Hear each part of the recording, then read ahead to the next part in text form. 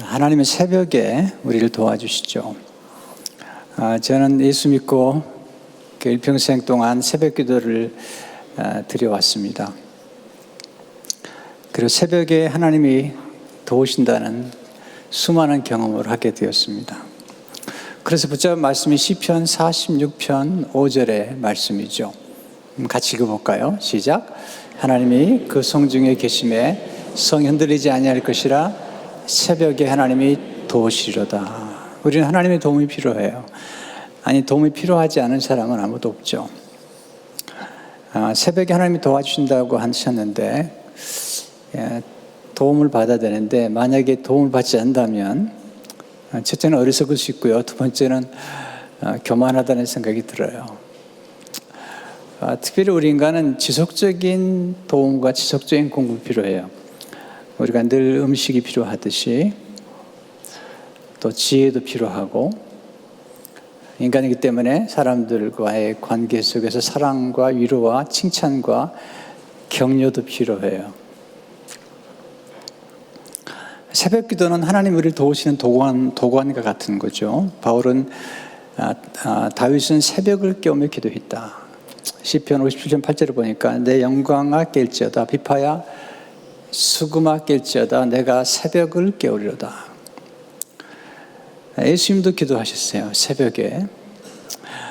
우리 늘 어떤 일을 할 때 예수님은 어떠셨는지를 생각해야 되잖아요. 예수님은 새벽에 기도하셨어요. 마가복음 1장 35절을 보니까 새벽 아직도 밝기 전에 예수께서 일어나 나가 한적한 곳으로 가서 거기서 기도하시더니, 새벽에 기도하시면서 하나님의 음성을 들으셨고 하나님의 인도를 받으셨어요. 또 이 땅에 오신 분명한 사명을 다시 한번 늘 기억하셨던 것을 보게 됩니다. 또한 예수님은 부르짖어 기도하셨죠. 오늘 예레미야는 하나님의 음성을 우리에게 전해주죠. 예레미야 33장 3절을 보시면 같이 읽어보겠어요. 시작. 너는 내게 부르짖으라. 내가 내게 응답하겠고 내가 알지 못하는 크고 은밀한 일을 내게 부으리라. 기도하는 사람이라면 누구나 붙잡고 기도하는 말씀이죠. 이동훈 목사님이 한국에서 다시 교회를 시작하면서 붙잡았던 말씀도 예레미야 33장 3절의 말씀이라고 합니다. 이 말씀 속에 기도의 원리, 또 누구에게 기도하며 어떻게 기도하며 또 기도하면 어떤 일이 벌어지는지 말씀이 담겨 있죠. 첫째로 부르짖어 기도하라고 명령하신 분은 전능하신 하나님이시죠. 3절에 보면 너는 내게 부르짖으라. 여기 내게라는 말씀은 하나님이시죠. 내가 내게 응답하고 하나님이 응답하시겠다고 말씀하시죠. 에레미야에게서 우리가 발견할 수 있는 하나님은 어떤 분이시죠? 물론 성경 전체가 하나님의 이야기지만 에레미야서에 특별히 나오는 하나님은 어떤 분이신가? 첫째로 고난 중에 찾아오셔서 말씀하신 하나님이시죠. 에레미야가 받은 이 말씀은 그가 감옥에 갇혀 있을 때에, 에레미야 33절을 보게 되면 에레미야가 아직 시대 뜰에 갇혀 있을 때에 여호와의 말씀이 그에게 두 번째로 임하니라 이르시되, 그는 지금 감옥에 갇혀 있죠. 시대 뜰에는 감옥이에요. 하나님은 에레미야가 어디 있는지, 그의 눈물이 어떠한지, 그의 고난이 어떠한지를 알고 계세요. 그래서 찾아오셨는데 다 막혀 있어도 하늘은 열려 있어요. 하늘은 열려 있어요. 하나님이 말씀이 임하는 것입니다. 두 번째, 일을 행하시고 일을 만들어 성취하시는 하나님이시죠.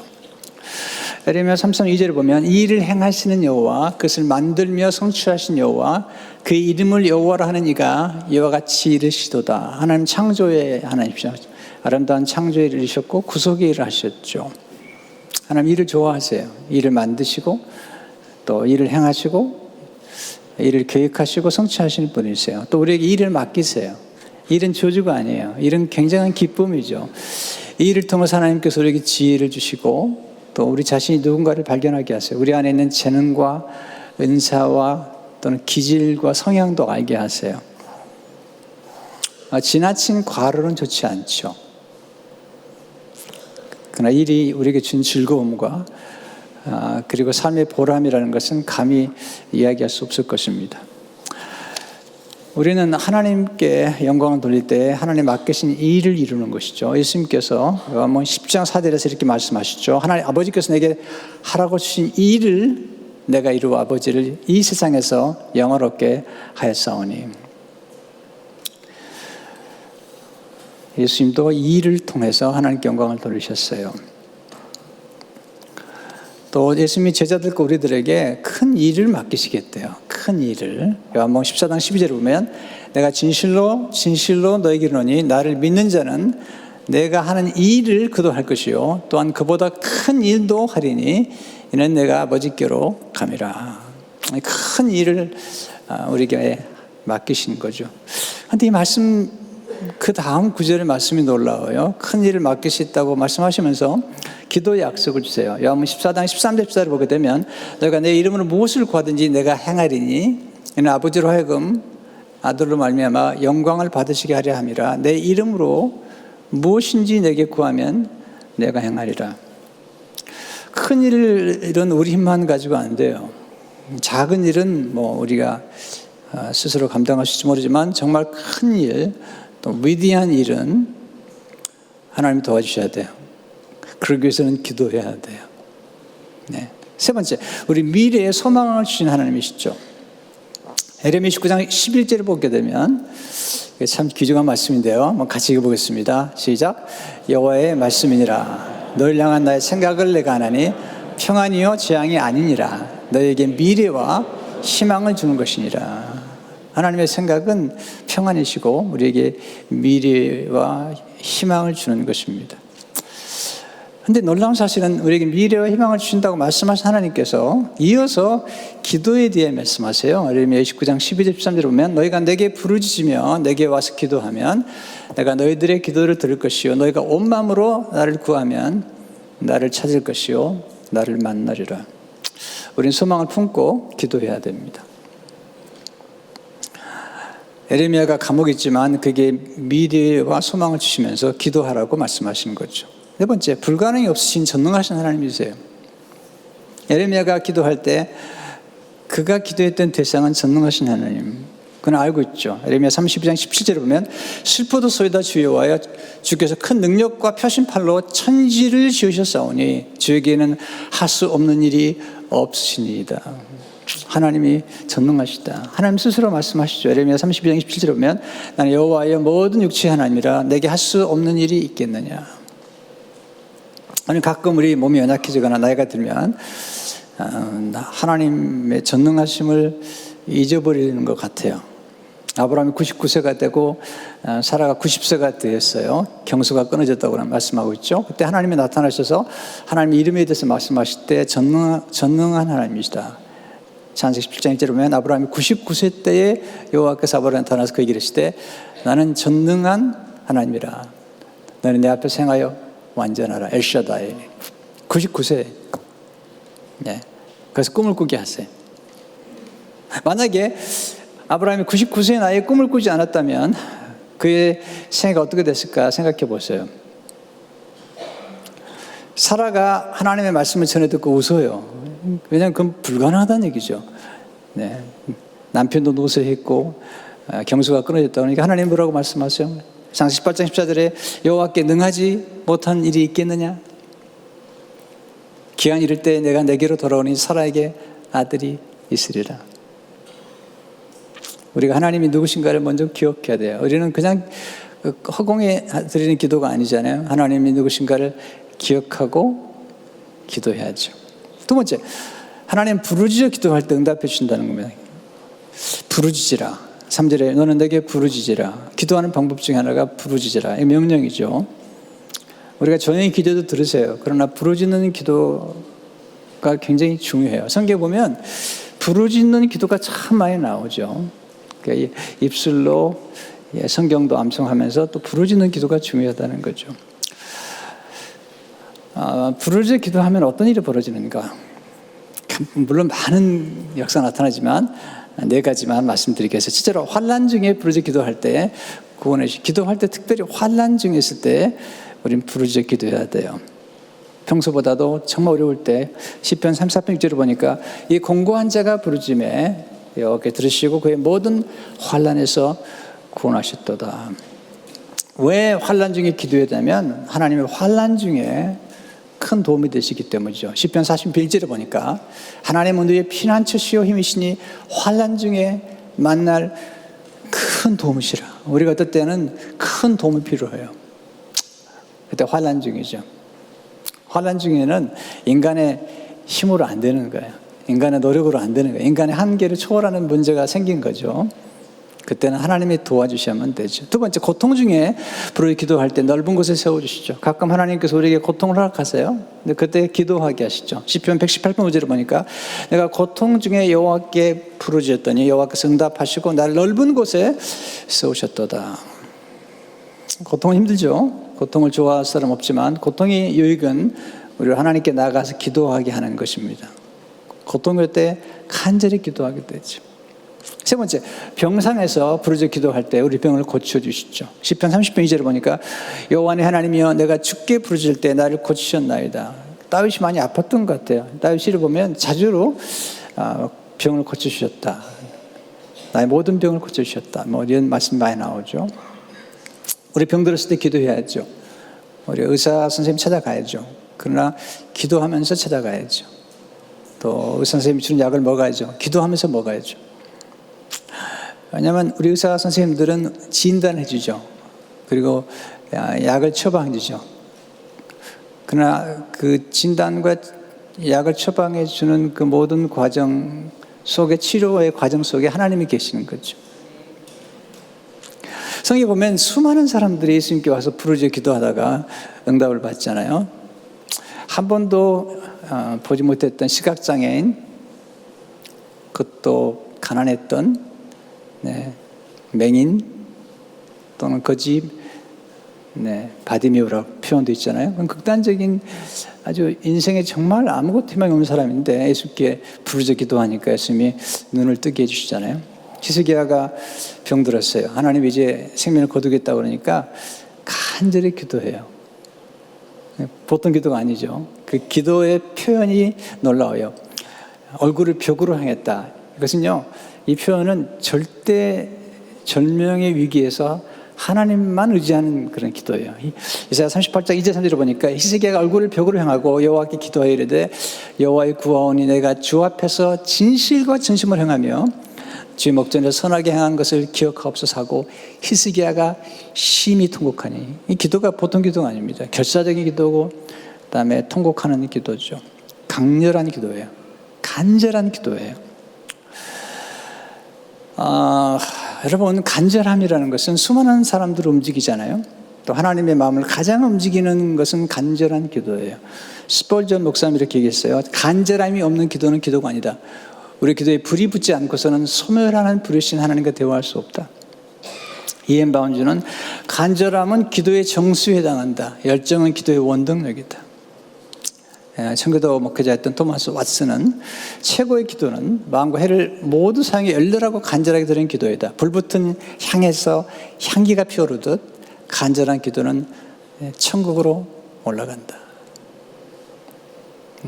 간절한 기도는 천국 문을 여는 열쇠인데 성령이 도와주실 때 그 열쇠를 돌릴 수 있도록 도와준다. 이게 이제 토마스 왓슨의 얘기죠. 여러분, 여전한 기도하는 기도를 들으셨나요? 아까 우리 영상에 나오는 그 세 자녀 가운데 두 자녀는 싱글맘의 자녀들이에요. 엄마가 아이를 키우는 거죠. 그러니까 그 아들, 딸을 키우는 엄마가 3살 때 아이를 새벽부터 데려와서 엄마가 우는 걸 봤겠죠. 어떻게 눈물 없이 키우겠어요? 아이를 혼자 키우는데. 기가 막히잖아요. 잘 컸어요. 아주 잘 컸어요. 너무 감사한 일이에요. 기도로 키워서 그래요. 여러분 스스로가 기도하다가 내 기도가 애절하다는 그런 경험을 해본 적 있으시나요? 저는 그런 경험을 해봤어요. 제가 첫 번째 로고스 교회를 개척하고 아주 교회가 어려웠어요. 몸도 망가지고 그리고 마음도 힘들었는데 집에서 그 옷장을 정리하고 기도하는데 옷장에 들어가서 간절히 기도했어요. 애절하게 기도했어요. 근데 제가 기도하다가 문득 생각이 났어요. 내 기도를 들으신 분이 있구나. 하나님도 들으시는데 제 어머니가 듣고 있는 거죠. 아들이 목사가 돼가지고 교회를 개척했는데 얼마나 힘들면 저렇게 애절하게 기도할까. 또 제 아내가 듣고 있는 거죠. 애절한 기도하면 제 스스로에겐 그때가 생각이 많이 나요. 네 번째, 큰 문제를 만나 부르짖어 기도할 때 해결해 주시죠. 마라의 쓴물 앞에서 이스라엘 민족들을 원망하죠. 마라의 쓴물 앞에서. 모세는 기도해요. 이게 달라요. 미숙한 사람은 원망하지만 성숙한 사람은 기도하죠. 문제가 되면. 이렇게 15장 25절을 보니까 모세가 여호와께 부르짖었더니 여호와께서 그에게 한 나무를 가리키시니 그가 물에 던지니 물이 달게 되었더라. 전 이 말씀 되게 좋아해요. 모세가 마라의 쓴물 앞에 기도했어요. 부르짖어 기도했어요. 그런데 하나님께서 나무를 보여주셨어요. 여러분, 모세가 기도하기 전에도 그 나무가 있었어요. 기도하니까 보인 거예요. 또 어떤 문제 해결책이 멀리 있잖아요. 늘 가까이 있는데 우리는 어떤 문제가 생기면 항상 멀리 봐요. 여러분, 가장 가까이 있는 거죠. 하나님이 하시는 방법이죠. 바로 옆에 있었던 거예요. 그 나무를 던졌더니 마라의 쓴물이 단물이 되었다는 거지. 문제가 해결된 것입니다. 위기가 왜 찾아오는 것이죠? 뭔가 부족하기 때문에 찾아오는 거예요. 사업의 위기가 뭐죠? 돈이 부족한 거죠. 손님이 부족한 거죠. 아이디어가 부족한 거죠. 그러면 위기가 닥친 거죠. 여러분, 문제가 생겼을 때 문제는 문제가 아니죠. 풀어갈 능력이 없는 거죠. 지혜가 부족한 거죠. 여러분, 사람들의 멍을 받거나 사람들에게 상처 입을 때 밤에 잠을 못 자죠. 왜 그렇죠? 평안이 부족해서 그래요. 평안이 넘치면 누가 뭘 해도 소화해버려요. 별로 문제가 되지 않아요. 우리 안에 평안이, 그리스도의 평안이 흘러넘치게 되면 무슨 말을 들어도 소화를 해요. 별로 문제가 되지 않아요. 여러분, 실패하죠? 뭔가 능력이 부족한 거예요. 뭔가 지혜가 부족한 거죠. 왜 우리가 미워할 수밖에 없죠? 어떤 사람 용서할 수 없죠? 아량이 부족해서, 아량이. 우리에게 부족한 것들이 우리 삶에 찾아올 때 위기라는 거잖아요. 인간관계가 어렵죠? 상대방을 이해할 수 있는 지혜가 부족해서 그래요. 여러분, 사람을 이해하면요, 다 오해가 풀려요. 우리는 정확하지 않아요. 우리 오해하는 게 너무너무 많은 거예요. 그래서 우리가 기도할 때 하나님께서 우리의 부족한 것을 채워줘요. 부족함이 왜 좋으냐면요, 성경에 보면 부족하고 모자라고 결핍되었을 때 하나님을 찾는 중에 놀라운 지혜와 은혜를 경험하고 하나님의 풍성한 사랑을 경험하게 되면, 은혜를 받으면, 은혜가 풍성해지면, 은혜가 충만해지면 다 이겨내게 돼 있어요. 별로 문제가 안 되는 거예요.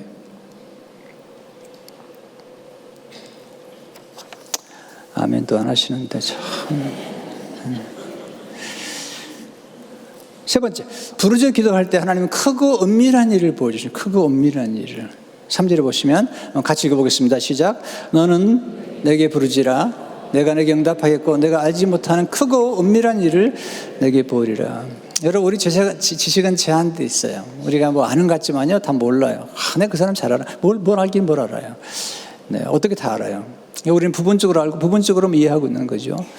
인간이 선악과를 따먹은 다음부터 인간이 비참해졌어요. 왜냐하면 선악과를 따먹은 다음에 선악을 정보도 없이, 정확한 지식도 없이 스스로가 선악을 판단해 버리는 거예요.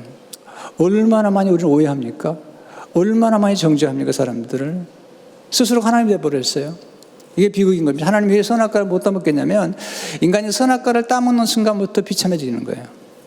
함부로 판단하고 함부로 오해하고. 하나님만이 모든 걸 알고 계시는 거예요. 어떤 분이 몸을 팔고 생활한다고 그럽시다. 그럴 수밖에 없는 상황을 아시나요?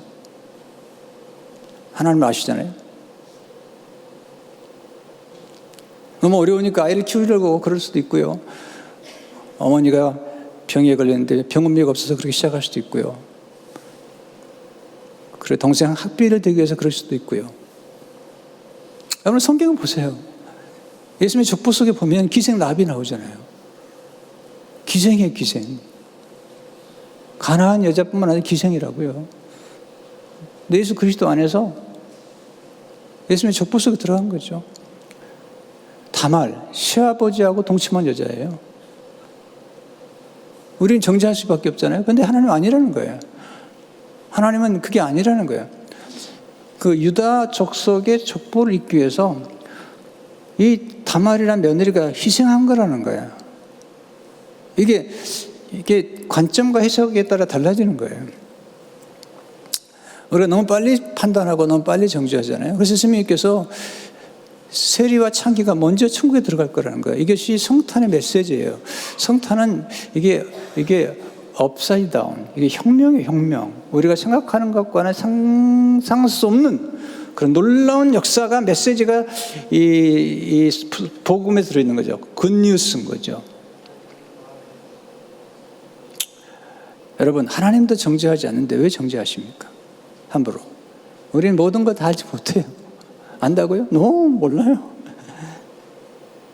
제가 목회해 보니까 오해가 많더라고요. 어떤 분이 한 주간 못 나왔어요. 왜 못 나오실까? 네. 나중에 오면 아파서 못 나올 수도 있고. 우리 너무나 많이 생각하는 거죠. 그래서 우리가 기도할 때 하나님께서 우리에게 크고 비밀한 일을 보여주시는데, 그럼 어떻게 하면 좋을까? 어떻게 기도하면 좋을까? 첫째로 우리의 무지를 겸손히 인정하고 기도해야 돼요. 3절에 보면 내가 알지 못하는, 네, 이렇게 기도. 하나님 제가 모르는 게 많습니다. 너무 좋아하시잖아요. 여러분 지식은 중요하잖아요. 호세아 4절에 보니까 내 백성이 지식이 없음으로 망하는도다. 여러분 지식이 있어야지 부유해지는 거예요. 잠언 24장 3절에 보니까 집은 지혜로 말미암아 건축되고 명철로 말미암아 견고하게 되면 또 방들은 지식으로 말미암아 각종 귀하고 아름다운 보배로 채우게 되느니라. 지혜 있는 자는 강하고 지식 있는 자는 힘을 더하나니. 솔로몬이 기도할 때, 하나님 앞에 구할 때 지혜와 지식을 구하잖아요. 정말 하나님 너무 기뻐하시잖아요. 그에게 맡겨진 사명을 위해서. 역대 1장 10절에 보니까 주님 이제 내게 지혜와 지식을 주사 이 백성 앞에서 출입하게 하옵소서. 이렇게 많은 주의 백성을 누가 능히 재판하리까 하니. 우린 지혜가 부족하다는 걸 인정해야 돼요. 그리고 늘 기도해야 돼요. 야고보 1장 5절에 보니까 너 중에 누구든지 지혜가 부족하거든 모든 사람에게 후지시고 지지 않는 하나님께 구하라. 그래야면 주시리라. 두 번째, 부르짖어 기도할 때 하나님은 크고 은밀한 일을 보여주시죠. 크고 은밀한 일을. 그런데 에레미야 33장을 계속 읽어보면 크고 은밀한 일이 두 가지로 나와요. 첫째, 회복의 은혜를 베푸시는 것이 크고 은밀한 일이에요. 그 당시에 바벨론의 공격을 받아 이스라엘 민족이 황폐케 되었어요. 네, 성전이 파괴되고 성벽이 무너지고 포로로 끌려갔는데 하나님이 다시 회복시켜 주시겠대요. 에레미야 33장 6절 7절을 보니까 그러나 내가 이 성과 백성이 받은 상처를 치료하여 고치고 그들에게 평화와 번영을 누리게 할 날이 올 것이라. 내가 유다와 이스라엘 포로들을 돌아오게 하여 그들을 이전처럼 다시 세우고. 여러분 우리가 뭔가를 잃어버리기 전까지는 우리가 일상 속에서 누리는 것들이 얼마나 소중한 걸 모르죠. 건강을 잃어버리고 나면 건강이 얼마나 소중한지 알잖아요. 또 관계도 마찬가지고. 회복이 된 걸 때 더 큰 기쁨을 누리게 되는 것을 보게 돼요. 두 번째, 다윗에서 오신 예수님이 크고 은밀한 일이죠. 에레미야 33장 15절 10절을 보면 그때 내가 다윗 후손 가운데 한 의로운 왕을 일으킬 것이니 그가 세상에서 공정하고 옳은 일을 행할 것이다. 그날에 유다와 예루살렘 백성이 구원을 얻고 안전하게 살 것이며 예루살렘은 여호와 우리의 의라고 불러질 것이다. 누구죠? 예수님이시잖아요. 근데 예수님 모시게 되면 어떤 일이 벌어지냐면 구약의 성도들이 도저히 상상할 수 없는 일이 벌어지는데 하나는 구약의 성도들은 죄가 덮어만졌어요. 근데 신약의 성도는 죄가 완전히 없어질 뿐만 아니라 하나님이 죄를 기억지도 아니하시겠다는 거예요. 그게 에레미야에서 예언된 거죠. 놀라운 일이잖아요. 또 하나는 구약에서는 이방인들은 구원받지 못했어요. 아주 소수 외에는요. 근데 예수님 오시면서 모든 민족이 구원을 받게 되는 거죠. 그게 비밀이죠. 그래서 골로새서 1장 27절에 보면, 골로새서 1장 27절 보면 하나님이 그들로 하여금 이 비밀의 영광이 어디 이방 가운데 얼마나 풍성한지를 알게 하려 하심이라. 이 비밀은 너희 안에 계신 그리스도시니 곧 영광의 소망이라. 보면 이방인 가운데 얼마나 풍성한지를. 그러니까 구약의 성도들은 유대인들만 섭리를 생각했는데 예수 그리스도를 통해서 이방인 곧 우리까지도 이런 영광을 누리게 되었다는 사실을 강조하고 있습니다. 여러분, 비밀이 많지만 그리스도 외에는 진정한 비밀은 없어요. 우리가 비밀을 알고 있는 거죠. 그분 예수 그리스도라는 거죠. 이게 이제 구원의 스토리죠. 하나님은 합심해서 부르짖어 기도할 때 크고 은밀한 일을 보여주세요. 똑같은 기도도 합심 기도를 좋아하세요. 물론 개인이 기도도 돼요. 그러나 합심 기도를 참 좋아하세요. 다니엘 시장에 보니까 느부갓네살 왕이 꿈을 꿨는데 생각이 안 나는 거예요. 그래서 그 당시에 술객들과 박수들을 불러놓고 자기의 꿈을 알아내고 꿈을 해석해 달라는 거예요. 만약에 그렇지 않으면 다 쪼개 죽이겠다는 거예요. 무서워요. 그 중에 하나가 다니엘이죠. 다니엘이 기한을 달라고 그러고 기도하죠. 자기 친구 사드락과 메삭 아벳느고에게 기도를 부탁해요. 합심 기도를 드린 중에 하나님께서 깊고 은밀한 일을 보여주세요. 아무도 알 수 없는. 다니엘서 2장 22절 23절을 보면 그는 깊고 은밀한 일을 나타내시고 어두운 데 있는 것을 아시며 또 빛이 그와 함께 있도다. 나의 조상들의 하나님이여 주께서 이제 내게 지혜와 능력을 주시고 우리가 주께 구한 것을 내게 알게 하셨사오니 내가 주께 감사하고 주를 찬양하나이다. 그 주께서 왕의 그 일을 내게 보이셨나이다 하니라. 놀라운 일이죠. 깊고 은밀한 일을 보여주시고 지혜와 능력을 주셨다는 것입니다. 나중에 꿈을 해석해 주죠. 나중에 왕이 엎드려요. 다니엘에게 엎드려 절을 해요. 그리고 예물을 주고 그를 하여금 바벨론을 통치할 수 있는 높은 자리에 앉게 하고 함께 기도했던 세 친구도 형통하게 하는 것을 보게 되죠. 예수님은 합심 기도하라고 말씀하세요. 마태복음 18장 19절에 보면 진실로 다시 너희에게 이르노니 너희 중에 두 사람이 땅에서 합심하여 무엇인지 구하면 하늘에 계신 내 아버지께서 그들을 위하여 이루게 하시리라. 여호사밧 왕 아시잖아요. 큰 전쟁이 일어났어요. 모압, 암몬, 이 사람들이 연합으로 온 거예요. 정말 메뚜기처럼 많은 그 군대가 쳐들어오니까 큰 시련이에요. 여러분, 문제도 어느 정도 문제야지 이렇게 큰 문제가 되면 아무것도 할 수 없어요. 그래서 여호사밧이 하나님 내가 아무것도 할 수 없습니다. 그러면서 기도하죠. 근데 기도할 때 혼자 기도할 뿐 아니라 유대 백성들을 다 불러 모아요. 역대하 20장 3절 4절을 보니까 여호사밧이 두려워하여 여호와께로 낯을 향하여 간구하고 온 유다 백성에게 금식하라 공포하며 유다 사람이 여호와께 도우심을 구하려 하여 유다 모든 성읍에서 모여서 여호와께 간구하더라. 기도했잖아요.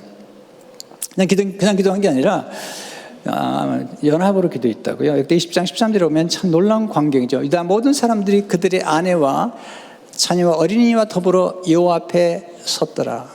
이 합심 기도를 통해서 특별히 어린아이까지 다 모였어요. 여러분, 아이들 좀 데려오세요. 네. 1월 달도 특수가 있지만 특별히 12월 달에는 강조하니까 데려오면 도움이 돼요. 왜냐하면 아이들이 봐야 돼요. 기도하는 걸 봐야 돼요. 부모가 기도하는 걸 봐도 어른들이 먼저 기도하는 걸 봐야 돼요. 와서 졸고 자더라도 엄마가 기도하는 것을 봐야 돼요. 아이들의 머릿속에 아주 뇌리 깊이 새기는 것이 뭐냐면 엄마가 나를 기도한다는 거, 깊이 뇌리 새기는 거죠.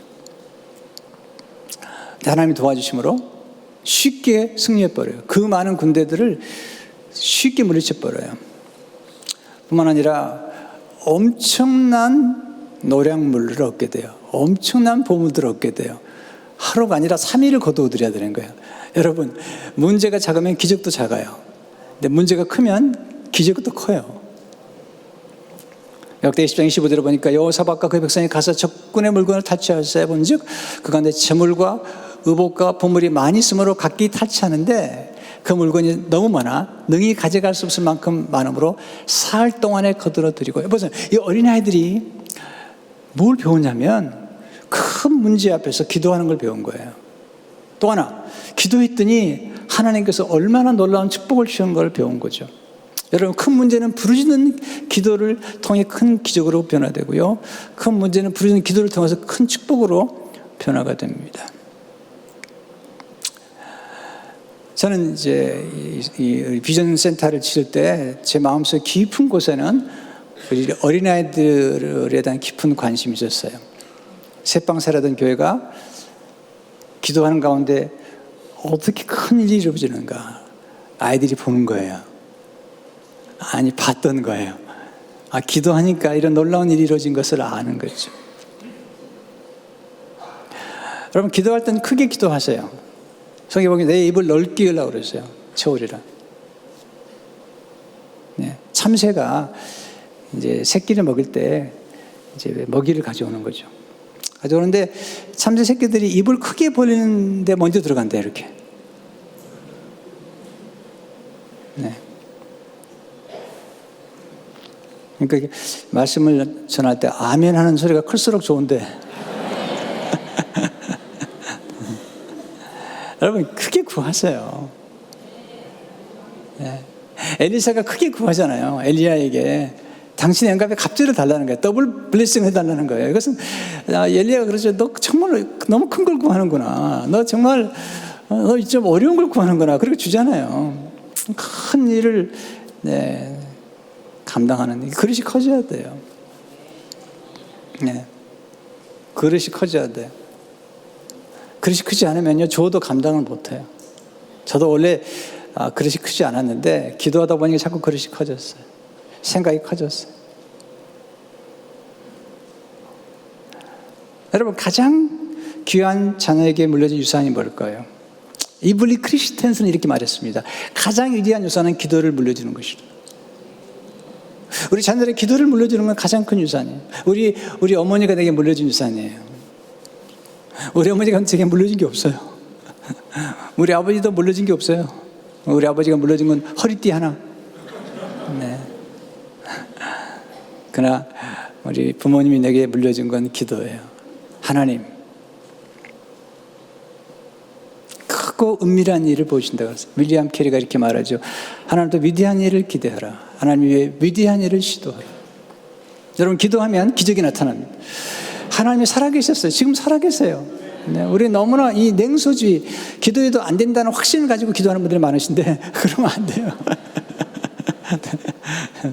네, 계속 믿으셔야 돼요. 네, 기도하고, 그리고 이 말씀을 들으셔야 돼요. 6시 와서, 우리가 설교가 이제 끝나면 6시 집에 간다 하더라도 그 말씀을 붙잡고 기도하는 게 중요해요. 오늘 이제 그 얼바인 베델기 임직 예배에 가서 제가 설교하러 가는데, 사도행전 6장에 보게 되면 문제가 생기죠.